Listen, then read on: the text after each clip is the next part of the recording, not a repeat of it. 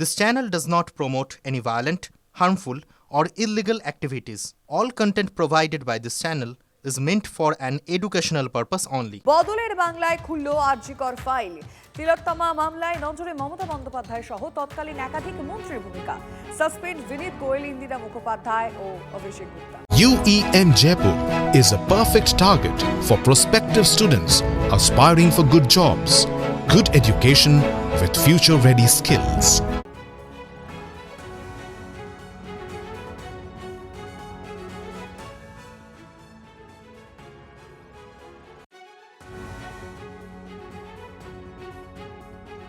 গতকাল আমরা দেখতে পেলাম আবারও আরজিকর ফাইল ওপেন করা হলো। বিজেপি ক্ষমতায় আসার আগেই তারা জানিয়েছিল যদি তারা অর্থাৎ বিজেপি সরকার গঠন করে তবে আবারও আরজিকর ফাইল খোলা হবে। আর সেই মতোই ফাইল খুলতে না খুলতেই ব্যবস্থা, 3 পুলিশ কর্তাকে সাসপেন্ড মুখ্যমন্ত্রী শুভেন্দু অধিকারী।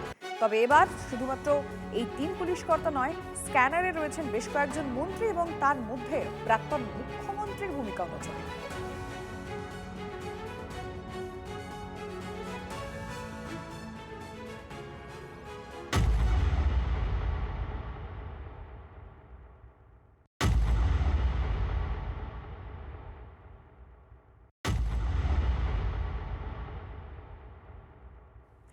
অপরাধীদের আড়ালের মাথা মমতা বন্দ্যোপাধ্যায়। প্রাক্তন মুখ্যমন্ত্রী মমতা বন্দ্যোপাধ্যায়ের নির্দেশেই প্রমাণ লোপাট করেছিল পুলিশ। টিভি9 বাংলাকে জানালেন তিলোত্তমার মা ও বাবা।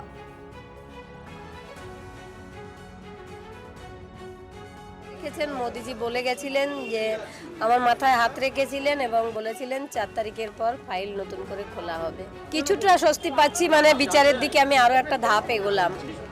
অনেকেই বাকি আছে এখন আমাদের এলাকার, নির্মল ঘোষ, সোমনাথ দে, সঞ্জীব মুখার্জি, তারপর যে পুলিশ ওখানে যারা সেমিনার রুমে যারা ছিল ক্রাইম সিনে, ওখানে তো তাদের থাকার কথা ছিল না, যে অভিক, বিরূপাক্ষ, দেবাশিস সোম, প্রসূন চট্টোপাধ্যায়, আরও অনেকেই ছিল। আমার মেয়ের সঙ্গে যারা রাতে ডিনার করেছিল তাদেরও আমি মানে তদন্ত চাই, যে গ্রেপ্তার করে তাদের সব, মাথা তো ধরা পড়বেই। কান যখন এসে গেছে তখন মাথা মমতা ব্যানার্জি অবশ্যই ধরা পড়বে। উনি তো স্বাস্থ্যমন্ত্রী, ওনার নির্দেশ ছাড়া কিচ্ছু হয়নি ওখানে।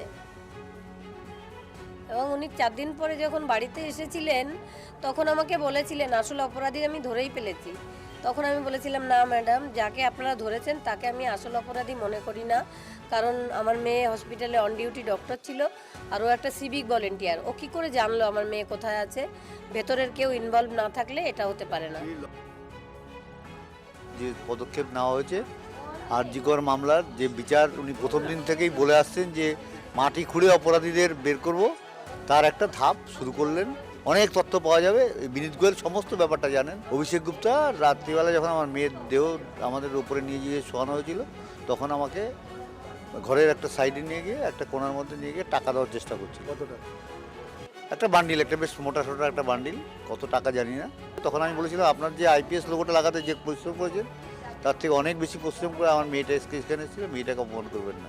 পর খাতা খুলতে থাকবে, উইকেট পড়বে একটা একটা অপরাধীদের এক একটা করে হেফাজতে, এরপর তো সিবিআই এদের হেফাজতে নিয়ে জিজ্ঞাসাবাদ করবে, আবেদন অবশ্যই পাবে।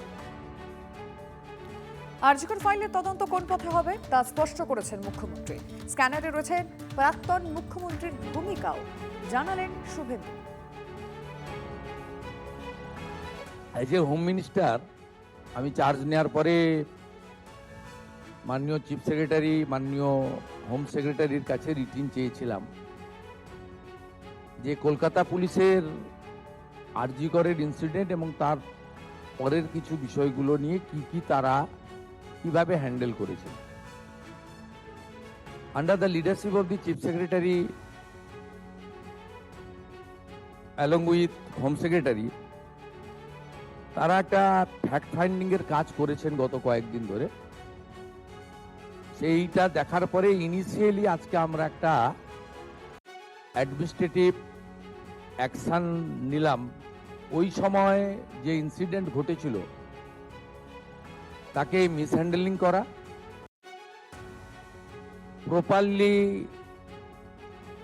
এফআইআর ইনভেস্টিগেশন ইনিশিয়ালি যে পার্টটা পুলিশের করা উচিত ছিল অ্যাজ এ ডিসিপ্লিন অর্গানাইজেশন, তো ইনিশিয়ালি আমরা মনে করি এই তদন্তগুলো করতে গেলে যাদের বিরুদ্ধে অভিযোগ পুলিশ আধিকারিক তাদেরকে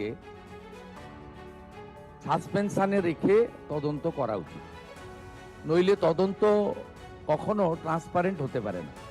খুব ব্রুটাল রেপ অ্যান্ড কিলিং ওসব ওই পার্টটাতে আমরা ঢুকছি না। হাইকোর্ট সুপ্রিম কোর্টের অনেকগুলো গাইডলাইন আছে, ওই পার্টে ঢুকছি না। আমরা শুধু সিচুয়েশনটাকে মিসহ্যান্ডেলিং করা, offer financial one type of bribe on behalf of the কার পক্ষে নিয়েছেন ওনারা, যখন ইন্টারনাল ফ্যাক্ট ফাইন্ডিং হবে, ডিপার্টমেন্টাল ইনকোয়ারি হবে, তখন ওনাদের যাদের বিরুদ্ধে আমরা আজকে অ্যাকশন নিচ্ছি তার বক্তব্য নেব, এবং ভিকটিম ফ্যামিলি যদি চান তাদের বাড়িতে গিয়েও আমাদের অফিসাররা নিয়ে আসবে, এবং তার পারিপার্শ্বিক যা আছে phone call record, WhatsApp chat, এগুলো আমরা পরে পরে বের করব। তখনকার যারা অফিসাররা ছিলেন তাদের সঙ্গে কাদের কাদের কথা হয়েছে,